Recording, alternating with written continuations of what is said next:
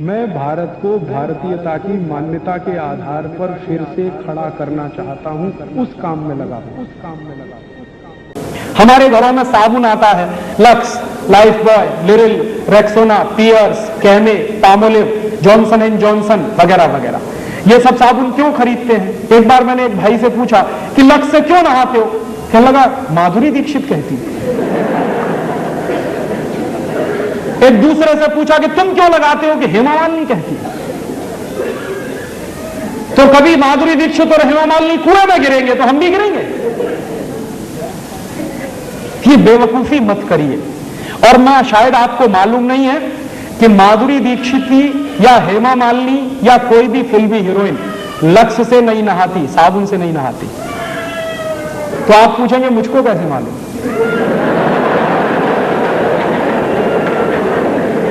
मुझको पता चला अभी कुछ दिन पहले बंबई में मेरा एक व्याख्यान हुआ था जुहू में।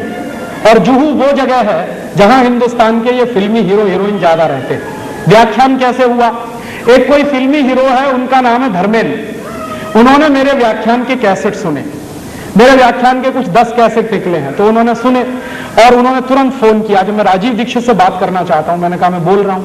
तो कहने लगे आपके 10 कैसेट सुनने के लिए मैंने 10 घंटे गाड़ी चलाई और घर नहीं गया जब तक कैसेट खत्म नहीं हुए। मैंने कहा बहुत अच्छी बात है, क्या लगा आपको? मैं आपका एक व्याख्यान करना चाहता हूं। मैंने कहा जरूर करिए, मैं आऊंगा। क्या आपकी फीस क्या है? मैंने कहा मैं फीस नहीं लेता कभी व्याख्यान के लिए। कहने लगा अच्छा फिर तो मुझे खुशी है, आप आइए। मैंने कहा जरूर आऊंगा, एक ही शर्त है कि जितने फिल्मी हीरो हीरोइन है उनको सबको बुलाइए ज्यादा से ज्यादा। तो उन्होंने कहा मैं कोशिश करता हूं। तो क्या हुआ, उनका एक बंगला है लोनावाला में, पूना और बंबई के बीच में, वहां उन्होंने व्याख्यान रखा। मैं गया, ज्यादा लोग तो नहीं आए, कुछ 25-30 लोग आए थे। उनके बीच में मीटिंग हुई, बातचीत हुई, बहुत सारे सवाल पूछे। जब खत्म हो गए उनके सवाल तो मैंने उनसे कहा कि अब मैं एक सवाल पूछूंगा। तो हेमा मालिनी से मैंने पूछा क्या आप मुझे बताओ कि लक्स से नहाती हो? नहीं। लाइफ बॉय से नहाती हो? नहीं। कैमे से नहाती हो? नहीं। लिरिल से नहाती हो? नहीं। मैंने कहा आप नहाती भी हो? तो कहने लगी नहाती तो रोज हूं। मैंने कहा फिर किससे? तो उन्होंने बताया चने के आटे में मलाई डाल के नहाती हूं, माने बेसन में मलाई डाल के नहाती हूं। तो मैंने कहा अगर आप बेसन में मलाई डाल के नहाती हैं तो ये बात पूरे देश को क्यों नहीं बताती? कहने लगी डर लगता। मैंने कहा क्या डर लगता? कि अगर हिंदुस्तान की सभी बहनों ने बेसन में मलाई डालकर नहाना शुरू किया तो सब हेमा मालिनी हो जाएंगे। तो मेरी तो कुर्सी खतरे में पड़ जाएगी। तो आप ये जान लीजिए कोई भी फिल्मी हीरोइन साबुन से नहीं नहाती। क्यों? उसका कारण है जितने साबुन हैं वो बनते हैं कास्टिक सोडा से, और कास्टिक सोडा शरीर की त्वचा के लिए बहुत खराब होता है। और आप ये चाहें तो प्रयोग करिए, साबुन से नहाइए। नहाने के 20 मिनट के बाद जब आपका शरीर सूख जाए तो नाखून से ऐसे लाइन खींचिए, सफेद रंग की लाइन खींचेगी। और आजकल ठंडी का दिन है, साबुन से नहाइए, 10 मिनट बाद आपका पूरा चेहरा सफेद सफेद हो जाए। क्यों? उसमें जो कास्टिक सोडा है वो आपकी शरीर की त्वचा से चिपक जाता है। चाहे जितना पानी डालिए धुलता नहीं, इसलिए साबुन सबसे रद्दी चीज है। तब आप पूछेंगे बेस्ट क्वालिटी क्या है? बेस्ट क्वालिटी है मुल्तानी मिट्टी। मिलती है अभी भी इस देश में, खरीद लाइए बाजार से। क्या करें उसका? मुल्तानी मिट्टी को दही में डाल दीजिए रात को, या दही की ताक में डाल दीजिए, सवेरे तक एकदम मुलायम हो जाएगी। उसको पेस्ट बनाइए, शरीर पर ऐसे ही लगाइए जैसे साबुन लगाते हैं, और नहा लीजिए गर्म पानी से, एकदम फ्रेश हो जाएंगे आप। दूसरा तरीका, चने का आटा माने बेसन, उसमें मलाई मिलाइए, पेस्ट बनाइए, उसको रगड़िए और उससे नहाइए। तीसरा तरीका, आप जो है अपने घर में ले आइए मसूर की दाल का आटा। मसूर की दाल होती है, उसको पिसवाइए, उसका आटा बनता है, उसमें शहद मिलाइए, मध मिलाइए और उसका पेस्ट बना के उससे शरीर को लगाइए और गर्म पानी से नहाइए, आपकी स्किन एकदम सॉफ्ट हो जाएगी। चौथा तरीका, मुल्तानी मिट्टी लीजिए, अरीठा का पाउडर लीजिए, शिकाकाई पाउडर लीजिए, तीनों को बराबर बराबर मात्रा में मिलाइए, डिब्बे में बंद करके रखिए। 1 साल तक इसका कुछ नहीं बिगड़ता। नहाने के 20 मिनट पहले 1 चम्मच पाउडर 1 गिलास पानी में डाल दीजिए और उस पानी से पहले सिर के बाल धो लीजिए, आपके बाल टूटना बंद हो जाएंगे। और फिर उसी पानी से शरीर से नहा लीजिए, आप कोई साबुन लगाने की कभी जरूरत ही महसूस नहीं होगी। और आपको मैं बताऊं सबसे अच्छा, आपके यहां अकोला में गाय के गोबर से एक साबुन बनता,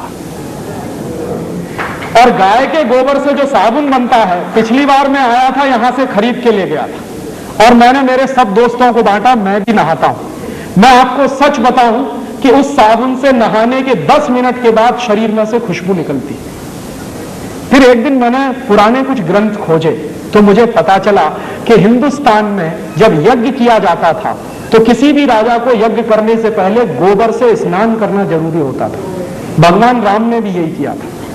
जब भगवान राम ने यज्ञ किया तो गोबर से स्नान किया था, तब यज्ञ करने के लिए बैठ पाए थे। तो शास्त्रों में इसका वर्णन है और गोबर से स्नान करना बहुत ऊंची बात है। आपके घर में अगर देसी गाय है तो उसके गोबर से आप सीधे स्नान कर सकते हैं, नहीं है तो आपके अकोला में बनता है इतना अच्छा साबुन, और अगर आप वो खरीदेंगे तो पैसा कहां जाएगा? अकोला का पैसा यही रहने वाला है। और वो साबुन यहां के किसी गौशाला में बनता तो आपका दिया गया पैसा जाएगा कहां? गौशाला में जाने वाला। उस गौशाला को चलाने वाले कुछ भाइयों को रोजगार मिलेगा। और मेरी तो कल्पना है कि ऐसी गौशालाएं गांव-गांव, गली-गली, घर-घर में खुल जाए और उनमें से ये गोबर निकलेगा, साबुन भी बनेगा, दूध बनेगा, घी निकलेगा, क्या क्या नहीं होगा। पूरे हिंदुस्तान की अर्थव्यवस्था बदल सकती है। तो आप ये फालतू के साबुन खरीदना बंद करिए। मुल्तानी मिट्टी से नहाइए, अरीठा, शिकाकाई, मुल्तानी मिट्टी के पाउडर से नहाइए, या फिर चने के आटे से नहाइए, या फिर आपके गांव में जो गोरस का गोबर से साबुन बनता है उससे नहाइए। हिंदुस्तान का हर साल हम सैकड़ों करोड़ रुपया बचा सकते हैं। ये मेरा आपसे एक छोटा सा निवेदन है। और ऐसे ही एक निवेदन और है कि कभी भी अपने घर में फेयर एंड लवली मत लाइए, क्योंकि ये फेयर एंड लवली के बारे में कहते हैं गोरेपन की क्रीम। अब आप मुझे बताइए कि अगर फेयर एंड लवली लगा के सब गोरे हो जाते तो दक्षिण भारत में तो कोई काला नहीं होना चाहिए। आप एक नहीं 100 फेयर एंड लवली लगाइए, आप जैसे हैं वैसे ही रहने वाले हैं। भगवान ने जैसा बनाया है हम बहुत अच्छे हैं। इस फालतू के चक्कर में मत पड़िए। क्यों? क्योंकि ये सुंदर बनने का टेंशन दुनिया का सबसे बड़ा टेंशन है। और आप एक चीज और जान लीजिए, सुंदर लोगों को याद नहीं किया जाता, जो लोग देश और समाज के लिए काम करते हैं उनको याद किया जाता।